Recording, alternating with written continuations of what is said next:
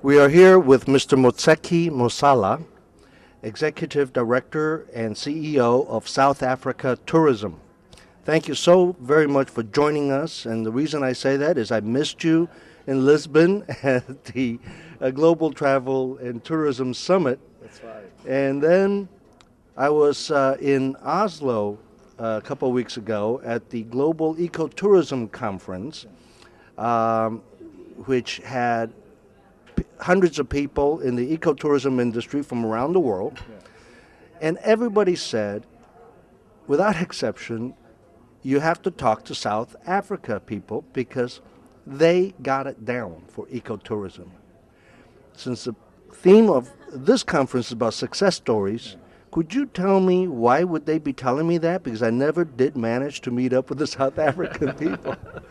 Well, I must say up front that South Africa is a very, very young travel and tourism destination. We are talking about 14 years of experience, which is why we were in Lisbon and which is why we are here, because we believe that we can learn a lot. But being young also has a lot of opportunities. One of the opportunities as a young travel and tourism destination, we probably have had to grapple with the issue of poor communities more than any other destination today. And that really has presented us with a lot of opportunities in terms of what is the model to fully integrate communities in order to benefit as we grow travel and tourism. And I think there are a couple of things that we did right. Early on, as early as 1994, we established three principles which are quite fundamental. One was to say tourism must be government-led. By that, we meant that government had to create conducive environment within which tourism can grow, number one. Number two, that government had to put more money into the promotion and the development of tourism. And thirdly, that the government had to give leadership in terms of championing the cause of tourism, particularly understanding that South Africa has so many poor communities. 1992. 1994. Yeah. The second principle was to say that the growth and development of tourism must be private sector driven. It is about recognizing that private sector knows how to do this thing. And when you create conducive environment, then you actually develop a better partnership between the private industry and government in the growth and development of tourism. There is nothing as terrible as when government try to manage tourism.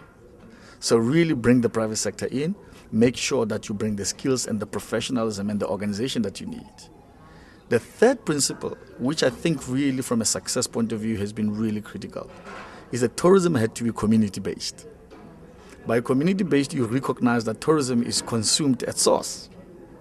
And as a result, it's about creating opportunities for travelers and tourists from around the world, not only to stay in cities, but to go into peri-urban areas and rural communities. Because when you create those opportunities, then that's really where poor communities can show their assets, which are culture, heritage, landscapes, music, and art. And when there is a relationship built between tourists and the communities, we found that tourists tend to spend more money as a result. Those principles are important. And what was the lesson there? The lesson for us was you have to make sure that when you grow and develop tourism growth strategies, that at the heart of it, poor communities must sit. It must not be an afterthought, because then you basically lose the opportunity that tourism presents to us, which is the ability to integrate our eco-tourist areas, which most of the time are based in rural communities as part of the tourism platform. Are you telling me that you accomplished some of that in South Africa? A lot. There are many, many examples to make. Let me give you some interesting examples. One of the source of conflict in South Africa was the land. And part of the reason was in the past, all our national parks were excluded to indigenous communities, number one. Number two, indigenous communities did not get even employment from these parks. One of the things that we did in resolving the issue of conflict in our country was to do issues of land settlement. And we found that some of the communities were forcibly removed from these areas, and therefore they had a right to claim to the land. And what we have done now is to be able to put legal structures that recognizes the benefit that these communities can actually accrue from the parks. So the communities basically are part of the owners, number one. Number two, they actually get royalties from the proceeds that public parks are actually really getting. Number three, a lot of communities which were excluded from the past now work for the parks. And therefore, they actually have livelihoods to support their families. And last but not least, there are some business opportunities that have come out of that communities are using. For an example, communities have started their own companies to provide laundry services to the park. Some of them are providing security services to the park. And some of them are actually producing fresh produce to the accommodation and tourism services that are required in the park. So it is doable. If you go at the Kruger National Park, which is a world-famous park, in and out of the Kruger Park, there are new products that have been developed owned by these communities. The famous case study that we talk about a lot is the case of the Makuleke community. That's one example. The other example, if you go to the east coast of South Africa, primarily what is known as the wild coast of South Africa, because it's still pristine and untouched completely. So from an ecotourism point of view, it is really an amazing place to have. Communities in these areas, they had assets such as horses, for an example. So they could actually traverse up and down 150 kilometers of coastline, on a horse. They had tents that they actually used for their own purposes. So they were very, very organized. But what they did not have was the market for people to actually really come. The tourists, basically. And what we did, we actually really, with a small funding from a couple of development agencies, we trained them to be able to how they can use their assets to be able to really benefit the tourists. We help them to take care of their horses much more better in terms of veterinary services. We bought the new tents, and we also now license them in terms of catching fish, from the sea. And as a tourist organization, we marketed the program overseas. And we find that there were a huge market of ecotourism travelers that actually was attracted to the program. So now today, if you go to South Africa, on a horseback, you can travel from the Wild Coast Sun, which is one of the hotels, for 100 kilometers south of South Africa to see the most pristine part of our country. Sleep in a tented area, if that's what you prefer, or in a beautiful game reserve. But the point that it has made is that communities have brought their limited assets into the mainstream of the tourism sector, and as a result, they're actually earning currency. And the people feel so much more better about themselves. I mean, you should see the spirit of the people in these areas now that they've been brought. And this is now happening on a much bigger scale.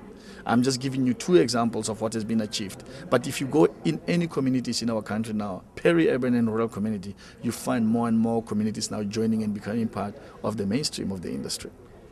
So the master plan was devised in 1994. Yes. And at which point would you say it really kicked in and you start seeing success stories? I think we went through the teething program. I would say from 1994 to about 1998, there was a serious teething, and we're dealing with issues of structure. What is the legal environment to be able to do that?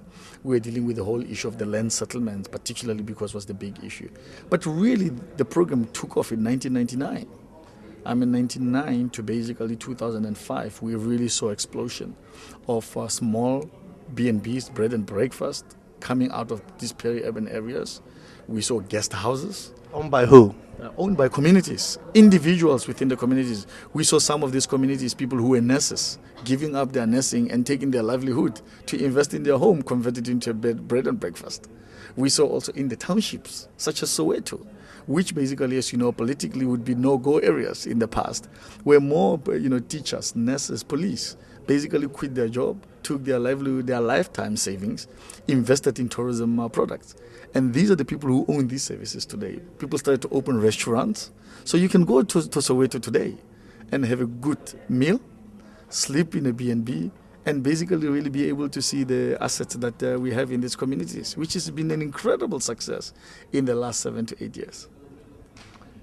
We were talking earlier a little bit about Indaba, this unbelievable marketplace, and this year took place just a few weeks ago, and you were telling me there were 12,000 people, this is B2B, about 1,500 sellers, about 4,000 buyers, international buyers, and about 6,000 domestic buyers. How much, I mean, that's unbelievable, right? I mean, how many people's ITB? You know, No, but ITB is the biggest, quite frankly. ITB is just under 80,000, so we are 80, barely okay. in this game. But I mean, compared to WTM and things, I mean, No, sure. that's very big. What percentage of the sellers are promoting the ecotourism, responsible tourism, the small and medium enterprise type tourism services and products? Absolutely. The kind of people that I've been talking about today forms about 10% of Indaba. So if you take into account that in 1999, there was zero, percent in Indaba of people representing this project, and that in about a period of about 6-7 years, that has increased to 10%. That has been a quite success in our view. So this year, for an example, I can give you 201 products were specifically owned by black communities that come from eco-tourist establishments. Now, are we there yet? Our view is that we are not, because our country is so beautiful and it's so vast, and the opportunities so grow. We're keeping on it in making sure that we continue to expand that, and we comfortably believe that if we keep what we've been doing with a little bit of luck on the resources side, we can increase it to about 15 to 20% in the next 10 years. Your vision for the next 5-10 years, and going back to the theme of the Global Travel and Tourism Conference, breaking barriers and managing growth. I mean, is this growth sustainable? And what is that vision where you think things will go? Well, we as South Africa, you must remember that Africa is a young destination in growth terms. So, talking about whether it's sustainable or not, maybe that is a relevant question for Europe and America. But for Africa, we still have the opportunity to grow. So South Africa has made, they say that by 2020, we would like to have at least about 15 million people arriving in South Africa. Today, 8.4 million people are arriving. So we'd like to double that in the next 12 years. That's number one. GDP, tourism contribution to GDP today is 8.4. By 2020, we'd like to increase it to about 12 to 15%. And thirdly, we believe that we can increase and actually halve poverty, definitely by at least a third in the same period. So these are very, very important visions that we're driving as a country. And we also recognize that while achieving that, we need to ensure that biodiversity conservation is the key. That these assets are the very same assets that we have to manage sustainably, because they're the same one that brings basically revenue to South Africa. So issue of environmental management and impact on the environment, it's a critical one for South Africa. So as we really grow aggressively, we are balancing that very, very carefully with sustainable practices to ensure that even future generations continue to enjoy the assets that we have in as much as a way as we do today. When you refer to reducing poverty by as much as a third, is that from tourism or in general? I'm talking about in general, but certainly tourism should play its part in that. And we believe that tourism can play a critical role, as is being demonstrated. Last year alone, in my country, tourism created 85,000 jobs. Now, it may seem as a little small for a country of 48 million, but it means that 48 million families today have a bread on the table that they did not have yesterday. And that is significant. And that's really what tourism is about to South Africa. It's about fundamentally making difference in the lives of ordinary South Africans, and that's how we are developing it moving forward. And what makes South Africa different than other countries who when you talk about poor tourism and bringing tourism to generate revenues for the poor, very often doesn't trickle down to them. It's a lot of blah, blah, blah, good ideas. What happened in South Africa that I'm presuming it's trickling down? Yeah. Listen, South Africa has a very different past that we all know about in the context of apartheid. This is a place where the majority of people, 70% of them, did not have the right to vote in their own country, nor even to benefit from economic activities. When the new government came into power, they were really faced with stark realities. And one of that reality was that too many poor people did not have jobs. And as a result, any economic strategies, including tourism-related ones, at the heart of them had to take that reality into account. And I guess that's what has made South Africa very different. That as we developed the country, the heart of the problem was about joblessness, was about poverty, and was about giving South Africa back their dignity in a country that they had been told that they did not belong for more than 50 years. And that was at the center of economic policy. And moving forward, there is no question that until that legacy is addressed, poverty will be the number one enemy for South Africa. And we'll continue to do everything in our power to make sure that we alleviate it and we create communities that really care and we restore dignity for our people. Lastly, how long have you been with the tourism program that we've been discussing? I've been with the program for 6 years now. I started in 2001. I used to run operations at the time and focusing more on the product development.